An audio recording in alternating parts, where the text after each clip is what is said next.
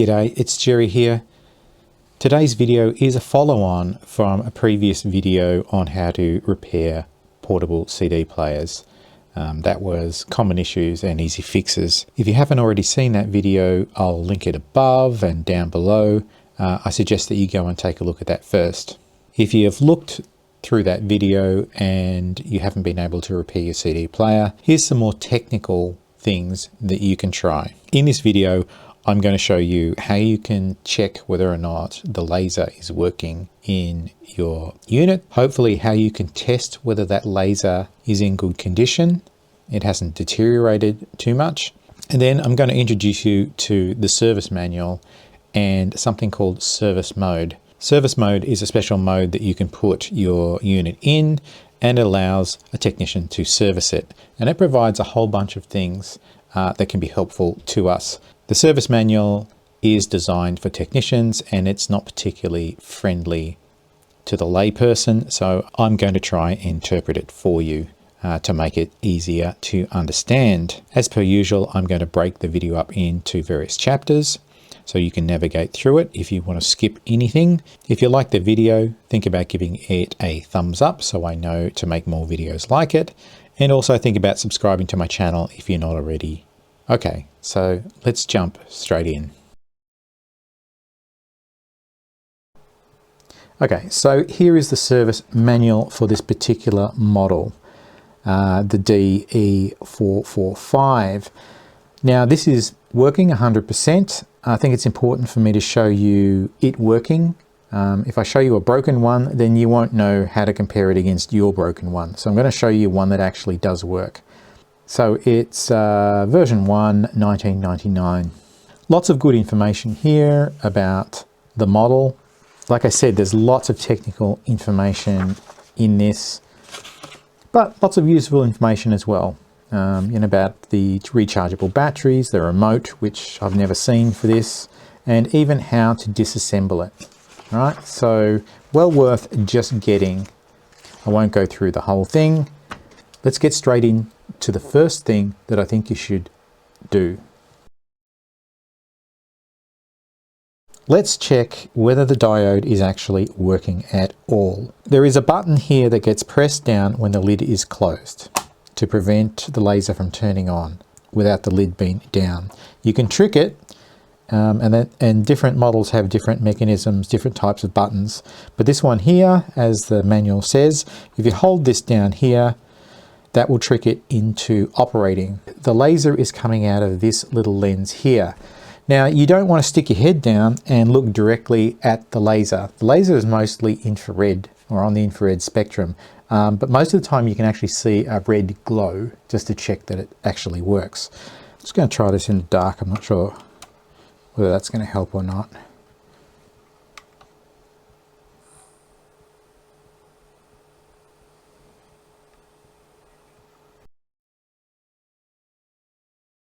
Next thing we can do is we can check whether or not the current being used by the laser is within the right range. So over time the laser can deteriorate, and when it does, it uses more current.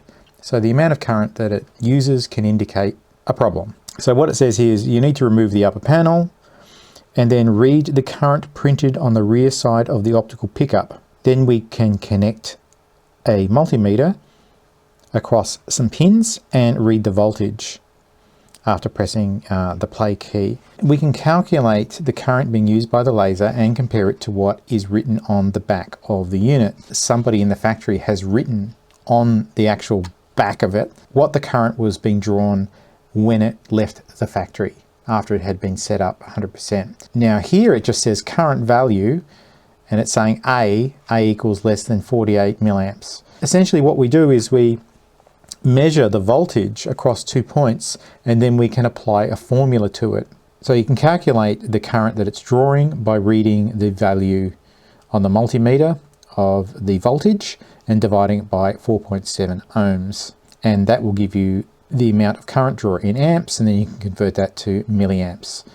So in this example, it's saying 48 milliamps is around about the acceptable range. And they're also saying that there can be plus or minuses depending upon the temperature. So there's a variation in temperature of 0.4 milliamps per degree centigrade. Anyway, so if we read it and it is drawing way more current than it should, then we know that there is a problem. So why don't I follow these instructions and we'll look at this together.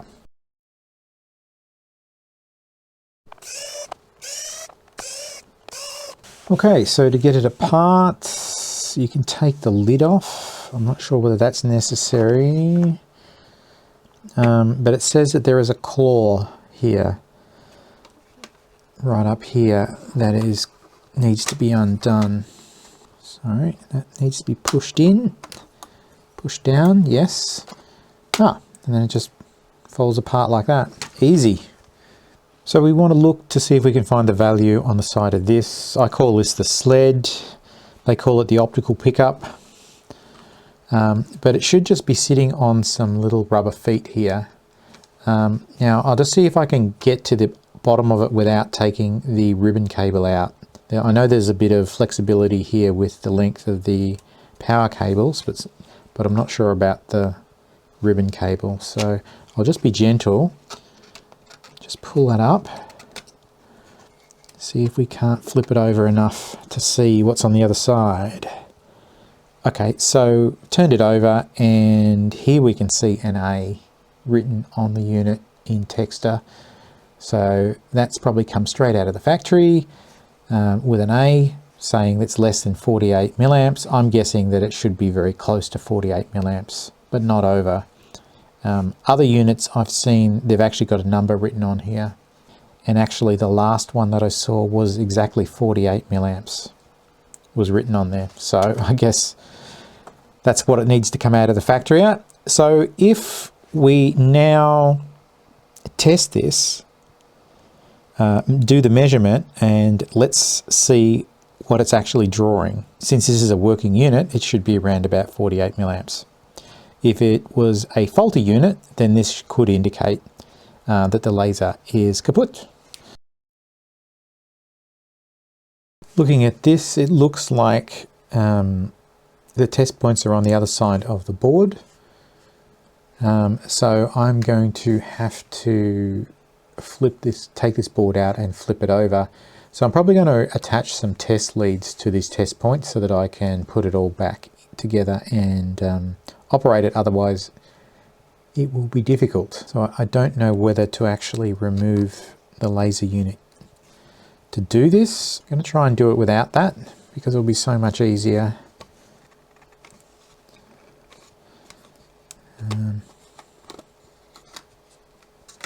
Oh yeah, okay, there we go. So I just want to be careful of this. Let's have a look and see whether the test points, so the test points are up here somewhere according to this. If I turn it around, it's down in this area. Let me just have a quick look.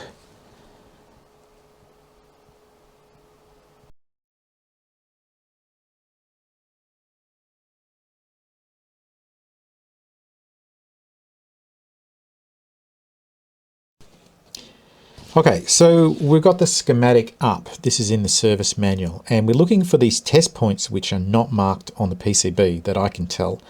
So we're looking for TP506 and TP547. I've already had a bit of look around because I am dyslexic. It takes me forever to find stuff like this. But I found TP506 hiding out over here, and TP547 is over here. So we're looking at the schematic, and it sort of makes sense here. I'm sorry I can't zoom in any more than this. But if you look here, you look at R505, I think it is, it's a 4.7 ohm resistor, and the manual talks about that. So it makes sense. We can look at this and try and relate this back to the circuit that's on the PCB, how it's been laid out. So our first clue is this 4.7 ohm resistor. So if we can find that, and we should be able to look and see that there is a test point on this side of it. And if we trace that along, we can see that it goes to, I think this is the emitter pin of a transistor. So that immediately gives us something to hunt for. So we're looking for a test point sitting on one side of a 4.7 ohm resistor that's leading to a transistor. And then if we just keep tracing this around, it will come back to that other test point. So the other test point is up here, 506. On the other side of the resistor, we've got to find a test point that is connected like here. So what we should see is if we put it in resistance mode and we go from 506 to 547, we should get a reading of 4.7 ohms. And that will tell us that we've got it. Any other clues? Well, if we keep tracing 506, it goes to, you know, there's some resistors there, keeps going along here, and it's connected to pin 21 of the IC. So if we find pin 21, then we can look for the test points, and then we can look for the resistor, and that should let us find it. I'm not saying it's going to be easy, but I think that's enough information for us to hunt that down.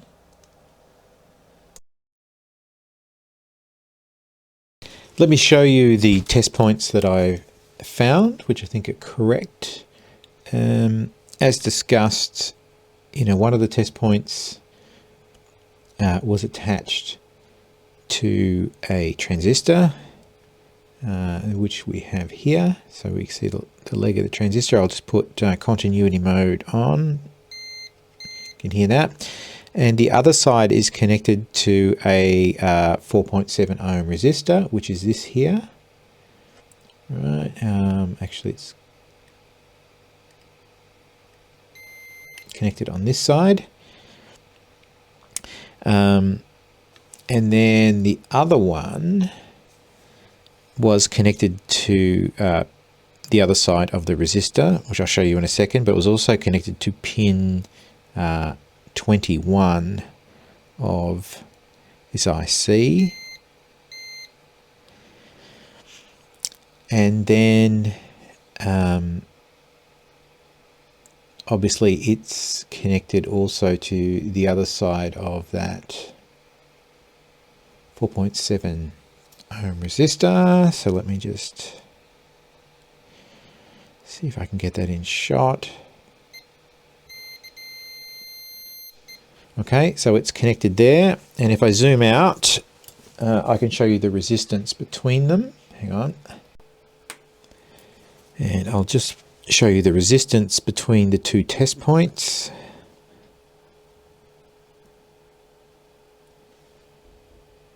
Which is 4.9 ohms. So yeah, that's what I've come up with as far as the test points.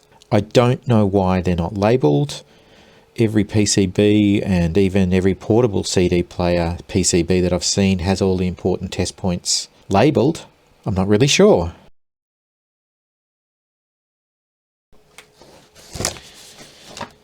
I've connected up the multimeter in volts mode, DC, and it's reading 0.085 volts, which seems very, very low. I've got this in service mode. The instructions say that that's okay in service mode or normal mode. Let's see if it makes a difference if I press the play button. And that will make sure the laser is activated. And we're not seeing anything. That's really weird. That seems to be very low because in the example that they give, they're talking about 0.2256 volts divided by 4.7 ohms actually gives you 48 milliamps. If we take 0.085 divided by 4.7, we're getting 18 milliamps as the current draw. Just in case it's got to do with battery power, I've put 4.3 volts through the battery terminals from a bench power supply, and nothing, exactly the same. I've taken it out of service mode just in case. It's got to do with that. So it's in normal mode. The instructions say it can be in service mode or in normal mode. So now if I press play, it should start up. Laser will start up. It'll be looking for CD. No, we're not getting anything near what I was expecting. Interesting. The instructions here says, check the value. If the current is more than the range above, there is trouble with the automatic power control circuit or the laser diode is deteriorating. Well, we've got the opposite problem. If it's less than the range, which is what's happening for us, trouble exists in the automatic power control circuit or optical pickup. Well, I mean, that would be fine if this wasn't a working CD player that I haven't had any problems with, and it seems a very low value. So I don't know what's going on. Am I reading the wrong value test points? Possibly. I thought that I'd done a reasonably good job in tracking them down. Yeah, it's a bit hard because they're not marked. I'm only assuming that it needs to be around 48 milliamps. The instructions don't actually say that on this. It just says less than 48 milliamps, which it is. 48 milliamps is definitely a value that has been mentioned in other service manuals on other models that I've looked at. I did want to show you how easy it was to actually test whether the diode is in good condition or not using this mechanism. I've used this on other portable CD players and had no problems. The range that I read was exactly as expected. I don't know what's gone wrong here. The only thing that is different from the instructions is it does say power it from the external power supply. Is it possible on battery power that it provides less current to the laser? Just as a quick test, I have attached some wires directly to the points where the power adapter goes in, the power jack goes in, and I'm providing 4.5 volts from the bench power supply. So we're no longer using battery power, and we'll see if this makes a difference. Press play. No, still the same. It's detecting no disc. Of course there isn't a disc. Let's try with an actual CD. There we go. So it detected track 1 and it's playing track 1, and we're still 0.082 millivolts. Yeah, so I'm not really sure what's going on here. The most likely thing is that I have got the wrong test points. I thought I'd done a pretty good job of hunting those down. As I've said before, other boards have them clearly marked. I have done this test on other boards and gotten the correct answers. So it's either that I've got the wrong test points, or the laser or the power control circuitry really is not providing the correct current, but it's working. Yeah, I don't know. I'd love to be able to show you this, but I don't believe in editing the videos so that I get the correct answers or everything looks easy when it's not easy. I don't think that helps anyone who's trying to do this stuff for themselves. And I'm not an expert, and I'm not trying to portray myself as an expert. So I think I'll just leave it there for the moment. I'll come back to it. I'll, probably the answer will come to me later, whether it's tomorrow or next week or something like that. But for now, I think it's enough for me to show you the technique and where you can find the instructions, and hopefully you will be able to find the correct test points on your unit. If you can think of something that I've done wrong here, please let me know in the comments, and I can come back and revisit this part of the video. Service mode. To enter service mode, we need to turn off the hold button because that prevents the buttons from working. And then we need to solder across T802 test terminals. So on this model, it's located here just behind the LCD display, and it simply says test. And there are two pads here, and they need to have a solder blob put over them to join them together.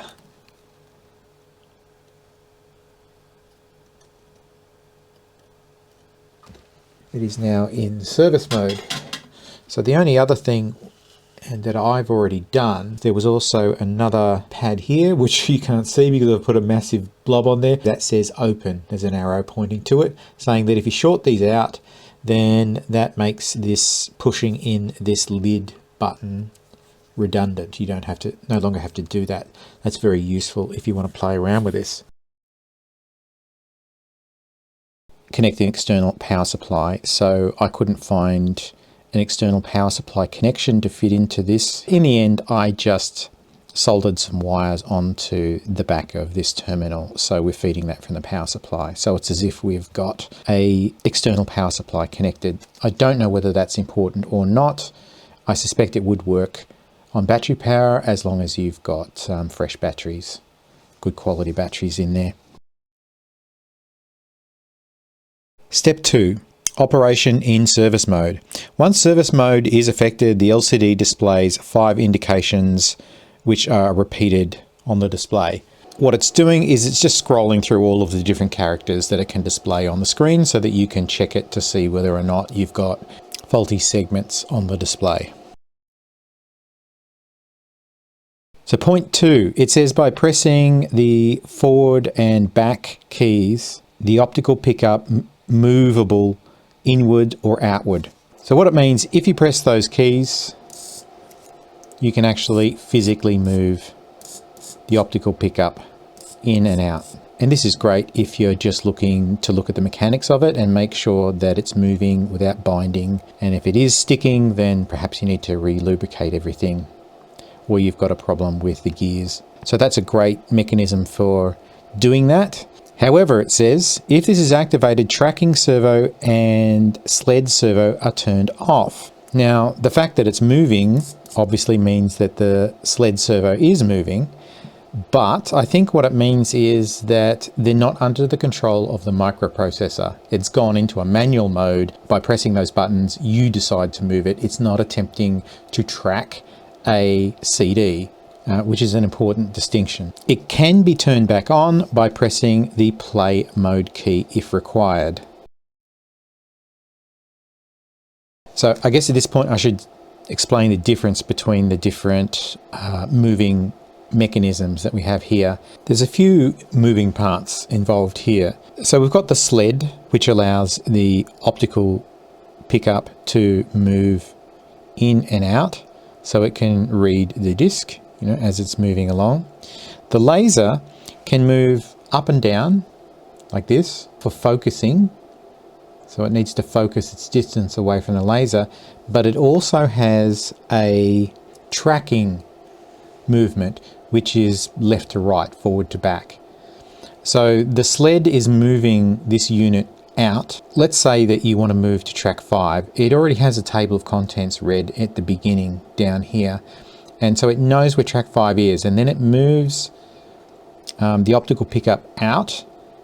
And when it gets there, it needs to focus in order to begin to read the track. And it also has micro movements back and forth in this direction so that it can keep reading the data as it spins around. And we've got the motor here, which also adjusts its speed depending upon where the optical unit is. When it's in the center, it has to spin faster to read the data that's there to keep up with the amount of bits per second that it needs to. And as it moves out further, it can slow down because there's more data per revolution. So if I move the laser and then I press the play mode here, you should actually see the tracking servo move this in this direction. So if I press it, just keep an eye just here. Yep, you see it jumped over to there. And then if I move it again, it puts it back into the center. And then if I press it again, it will jump again. So that's useful, just to understand that so that you can look at the mechanics of that and see that, yes, okay, we can move.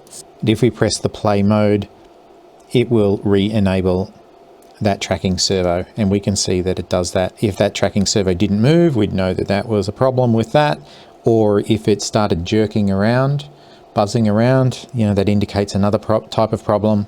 So useful stuff there. And it says here, by pressing the repeat enter key, the tracking gain up mode becomes active. So if we press that, you can see that it now says GU, gain up. And I believe what that does is it makes this movement of the tracking servo more aggressive. So that must be a common enough problem that they put it in here that can be solved by increasing the gain of the tracking servo. And so by putting it into that mode, you will be able potentially to see immediately if that's going to fix it, and then you can go on and you can adjust, because that is an adjustment that you can make, and adjust the gain on that and hopefully fix the problem. So that's what that is for.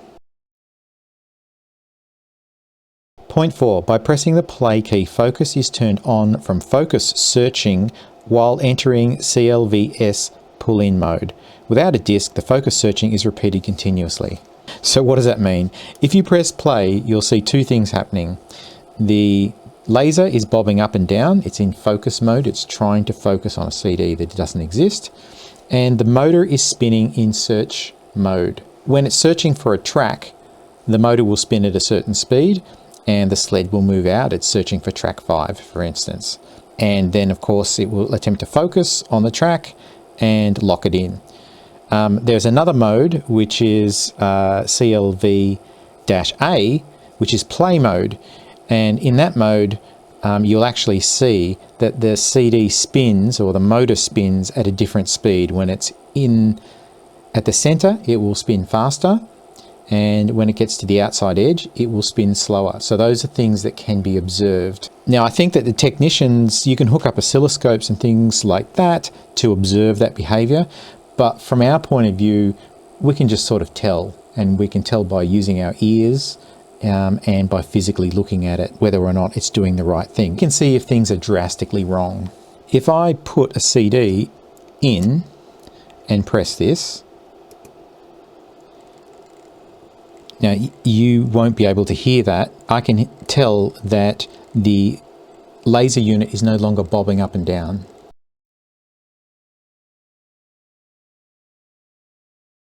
Point 5, by pressing play mode key, tracking servo, sled servo and CLV-A servo in play are turned on. So in other words, if we do this and press play, and then we go and press the play mode, we actually put it into effectively what would normally be play mode for a CD if it wasn't in service mode. If I press play now, as I said, we're in search mode, it's just going to spin and the laser is going to attempt to focus. That's all it's going to do. If I go and press the play mode, we're now in real play mode.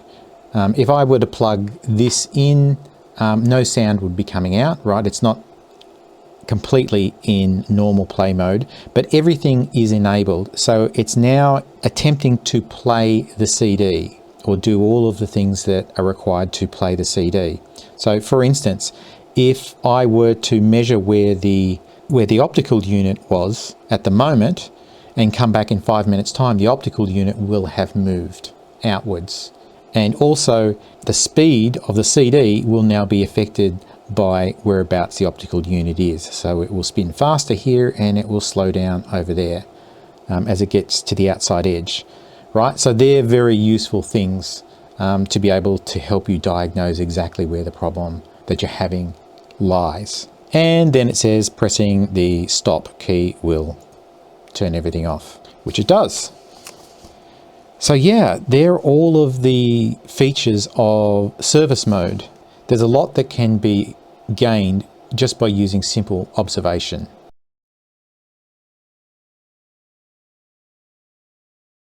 Moving on to section 5 and the adjustments. This isn't something that we can really do because it does require an oscilloscope, which I have, but it also requires a very specialized CD called a YEDS-18 in order to be able to adjust the waveforms. So there's a focus bias check, there is focus tracking gain adjustment, and you know, they require this special CD to be there. But that doesn't mean you can't make adjustments. So on the board here, it shows you two pots, the tracking gain adjustment and the focus gain adjustment. So that's with the laser being able to track, so being able to keep up with the track that it's reading and moving sort of horizontally, so it can keep that track in focus as it spins around and moves outwards. And the focus adjustment, so being able to move like that and focus the distance between the laser and the CD. So they're the two things that it says that you can adjust on here. I think if you're having problems with it reading the tracks or skipping, then it might be worth actually attempting to adjust these things manually. If in service mode we'd figured out that by pressing the tracking gain mode or turning that on, that fixed our problems and we're no longer skipping tracks, clearly we could come down here and we could adjust that. Now, we're supposed to use a CD and an oscilloscope, yeah, but I don't think there's anything wrong with attempting to do it manually if you don't have those, and if you've got a faulty unit, why wouldn't you do it? The only thing that I would mention is that you would want to mark the current position of these before you made any adjustments, and you would only make very small adjustments. I know that when you start looking on the internet for fixes to tracking problems and skipping problems, that one of the things that is mentioned is, oh, you should turn up the power to your laser. The laser might be old and has degraded. Now, previously, I attempted to show you how you can test for that. Hopefully you'll have better luck than I did in being able to check the current draw on the laser. But I just want to give you a word of warning. Everything that I've read basically says that even if it did work, it would only be temporary. But the big problem is that you can easily burn the laser out by adjusting the power to the laser indiscriminately. So if you're going to do it, make it tiny adjustments. Otherwise, you could just end up breaking it, and that might not even be the problem. Okay, well that's it. That was a quick introduction to service mode and service manuals for these portable CD players. If you have a CD player and you've tried the basic stuff, I think the next step is to open it up and take a look inside. If you open the unit up, remember you've got the ability to turn it on so that you can have the lid off, which is great. You can put it into service mode, and if all you do is use it to manipulate the sled going in and out, you know, and watch all of those things, you know, that's a great help. Going further than that, trying to fix up problems of it skipping and doing adjustments and all that sort of stuff, that's a completely different story. I'm currently working on another unit which has all of those problems, and I'm not sure how that's going to turn out yet. If you're interested in that, subscribe to the channel so you get notified when that video is coming out. And I guess we'll just leave it there. So hope you enjoyed that. I'll catch you on the next one. Ciao.